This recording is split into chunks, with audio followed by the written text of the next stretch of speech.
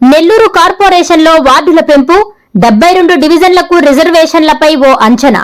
Nellore municipal కార్పొరేషన్లో డివిజన్ల సంఖ్యను 54 నుంచి 72కు పెంచిన నేపథ్యంలో నగర రాజకీయాల్లో కొత్త సమీకరణాలు వేగంగా మారుతున్నాయి.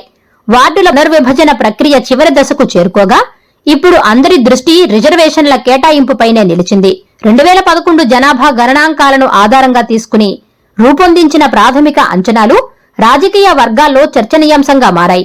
మొత్తం 5,47,621 జనాభాలో ఎస్సీ జనాభా 69,666, ఎస్టీ జనాభా 23,505గా నమోదవడంతో జనాభా నిష్పత్తి ప్రకారం రిజర్వేషన్ల అంచనాలు ఇలా ఉన్నాయి. మొత్తం 72 వార్డుల్లో సుమారు 9 వార్డులు ఎస్సీలకు, 3 వార్డులు ఎస్టీలకు కేటాయించే అవకాశం ఉంది. రాష్ట్రంలో అమల్లో ఉన్న సుమారు 34% బీసీ రిజర్వేషన్ను పరిగణలోకి తీసుకుంటే దాదాపు 24 వార్డులు బీసీలకు దక్కే అవకాశం ఉంది. మిగిలిన 36 వార్డులు ఓపెన్ కేటగిరీలకు వెళ్తాయి. ఇక మహిళల రిజర్వేషన్ విషయానికొస్తే నిబంధనల ప్రకారం మొత్తం వార్డుల్లో 50% అంటే 36 వార్డులు మహిళలకు కేటాయించాల్సి ఉంటుంది. ఈ కేటాయింపులు ఎస్సీ, ఎస్టీ, బీసీ, ఓసీ అన్ని వర్గాల్లో విభజించబడతాయి.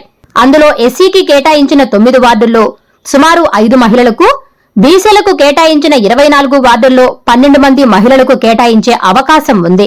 వార్డుల సంఖ్య పెరగడంతో పాత భౌగోళిక సరిహద్దులు పూర్తిగా మారనున్నాయి. దీంతో పాటు ఏ వార్డు ఏ వర్గానికి కేటాయించబడుతుందనే అంశంపై ఆసక్తి నెలకొంది.